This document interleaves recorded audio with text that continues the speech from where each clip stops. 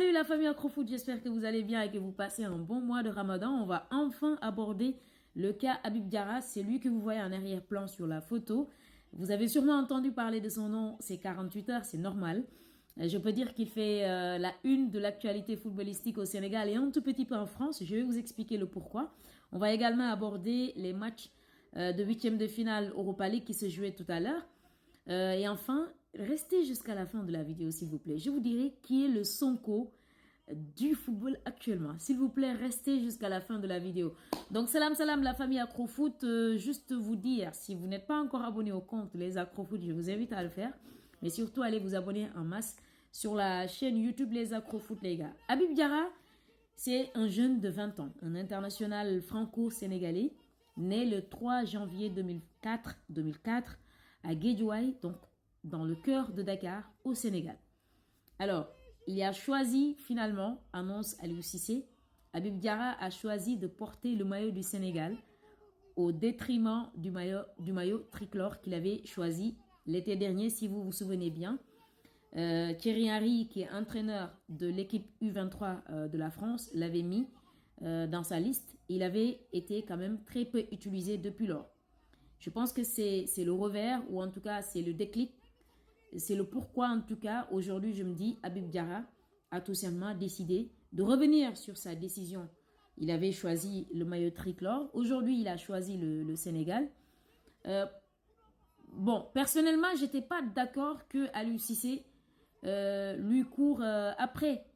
Mais quand on voit la polyvalence de Habib Diarra, on se dit que Aliou a raison de lui courir après. Comme beaucoup d'autres internationaux ou comme beaucoup d'autres binationaux. C'est ça le problème. C'est-à-dire que quand on fait appel à eux, ils ne choisissent pas le pays d'origine. Ils ne choisissent pas le Sénégal ou le Mali, ainsi de suite. En tout cas, l'Afrique. Ils choisissent d'habitude la France. Et aujourd'hui, il avait choisi la France l'été dernier. Thierry Henry ne l'a pas utilisé comme il le faut. Parce que Habib, ce n'est pas un joueur de banc. Habib, c'est un joueur qui a besoin de vraiment fouler le terrain, de montrer ses qualités. Et ô combien il a des qualités, les gars. C'est un milieu droit. Il est très polyvalent. Il peut être relayeur, mais il peut également être un piston. Donc, c'est un joueur qui évolue actuellement à Strasbourg. Et il fait, je peux dire, partie. Déjà, c'est un titulaire indiscutable à Strasbourg. C'est vraiment un titulaire indiscutable. Et aujourd'hui, le fait qu'il choisisse le Sénégal, et d'ailleurs, avant que Aliou Cissé ne fasse cette annonce comme quoi que Habib Diarra a choisi de choisir le Sénégal, a décidé de choisir le Sénégal, déjà, il n'était plus il n'était plus convoqué par Thierry Henry. Thierry Henry, rappelons-le, ils ont 2 matchs. Les U23 de la France ont 2 matchs, si je ne m'abuse, face aux États-Unis et face à la Côte d'Ivoire. Et il n'apparaît pas sur la liste de Thierry Henry. Ça veut dire qu'il ne fait plus partie des plans de Thierry Henry. Alors, aussitôt qu'ils ont l'information comme quoi que Aliou Cissé va faire appel, ou bien Habib Diarra a reçu la convocation de Aliou Cissé pour les 2 matchs amicaux face au Gabon et face au Bénin, la France décide de rappeler Habib Diarra pour la sélection U20. Non mais c'est tout simplement... Limite, j'ai envie de dire à la France, foutez la paix à ce petit. Foutez-lui la paix parce que vous voulez tout simplement anéantir sa carrière de footballeur. C'est ce qu'ils veulent, la France. Moi, limite, c'est ce que je me dis. Alors, vous le sélectionnez tantôt avec les U23, vous ne l'utilisez pas comme il le faut.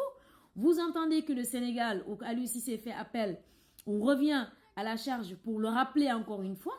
Et là, il décide de le sélectionner parce que là, il apparaît sur la liste des U20 de la France. Alors qu'ils ont déjà eu les échos comme quoi Aliou Cissé Habib Diarra a déjà reçu la convocation pour donc les 2 matchs amicaux du Sénégal face au Gabon et face au Bénin. Mais qu'est-ce qu'ils veulent, les Français? Qu'est-ce qu'ils veulent? Qu'est-ce qu'ils veulent tout simplement? C'est-à-dire que vous n'allez pas jouer pour la France, mais vous n'allez pas également jouer pour le Sénégal. Mais c'est impossible, les gars. C'est tout simplement impossible. Donc, chapeau à Habib Diarra qui a décidé de choisir le pays d'origine. Et comme je vous l'ai dit aujourd'hui, pour moi, il renforce ce milieu très jeune du Sénégal avec les Lamine Camara, les Pape Matar Sarr, les Pape Gueye. Parce que, mine de rien, on sait que Cheikhou Kouyaté et Gana Gueye, ils vont bientôt partir. Nampalys Mendy, c'est bientôt... Ouais, il a 30 ans, mine de rien.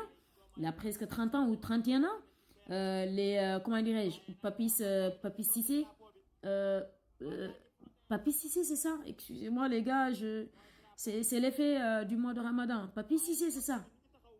Papis Cissé, alors je passe. Vous savez de qui je parle sûrement. C'est le joueur qui évolue en Liga dans l'équipe du Real Vallecano.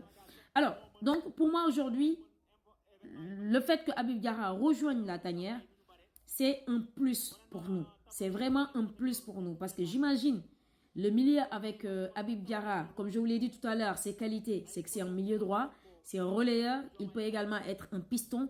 Donc c'est un joueur également box-to-box, c'est-à-dire qu'il peut être très impactant comment dirais-je, en attaque, comme il peut être très impactant en défense. Donc box-to-box, c'est ce que ça veut dire. C'est-à-dire non seulement il peut être très offensif quand il le faut, et il peut faire un retour défensif extraordinaire. Donc, c'est un milieu très polyvalent. Et je pense qu'on en a tellement besoin, surtout avec cet échec à la CAN, ce que Aliou Cissé voulait faire jouer à Abdou Diallo. Je pense qu'aujourd'hui, Habib Diarra peut vraiment jouer cela. Et donc, ce n'est que pour le bonheur et pour également rajeunir cette équipe du Sénégal qui est déjà très, très, très jeune. Mais je pense qu'avec l'apport de Habib, le Sénégal ne sera pas prenable. Ça sera une équipe intenable en tout cas en Afrique. Alors, pour les matchs en Europa League, les gars, je vais commencer par vous dire, tout à l'heure je vous avais dit, restez jusqu'à la fin de la vidéo pour que je vous dise qui est le Sonko du football, les gars. Alors, mon frère m'interdit de parler des fois de politique. C'est pas de la politique du tout. Mais Xabi Alonso, les gars, c'est le Sonko. C'est vraiment le Sonko du football, les gars. Alors, au match aller contre Karabakh, Leverkusen était mené sur le score de 2-0 jusqu'à la 70e minute de jeu. Cette équipe de Leverkusen dit tout simplement qu'elle n'aura pas de défaite cette saison. 37 matchs, 32 victoires, 5 matchs nuls. Au match aller, c'était 2 buts partout. 2 buts partout. Et ils avaient fait une remontée tout simplement pour négocier un match nul. Aujourd'hui, à domicile, ils allaient perdre jusqu'à la 67e minute de jeu. Ils étaient menés par Karabakh sur le score de 2-0 et ils décident tout simplement de renverser la vapeur. Victoire de Leverkusen sur le score de 3-2. Mais c'est quoi cette équipe cette saison, les gars? C'est quoi cette équipe? À la 67e minute de jeu, ils étaient menés à 2-0 comme je l'ai dit tout à l'heure. Frimpong. Non mais ce piston, moi, il m'exaspère ce gars-là. Il réduit l'écart à la 72e minute de jeu. À la 92e minute de jeu, Schick égalise pour Leverkusen. Et à la 97e minute de jeu, Schick double la mise, donc marque un doublé. Ce qui fait que, voilà, victoire de Leverkusen qui passe alors, pour les quarts de finale de l'Europa League. Alors, qualification également de l'Olympique de Marseille. Marseille a vraiment eu peur aujourd'hui face à Villarreal parce que pour moi, les sous-marins allaient tout simplement, le sous-marin jaune allait revenir à égalité. Mais heureusement que Jonathan Klaus, sur un travail colossal de Aubameyang, qui donc fait un dribble magnifique, passe le ballon à Jonathan Klaus qui réduit au moins l'écart. Donc 3-1 en faveur de Villarreal, mais à l'aller c'était 4-0 pour Marseille, donc c'est Marseille qui passe si on fait le cumul.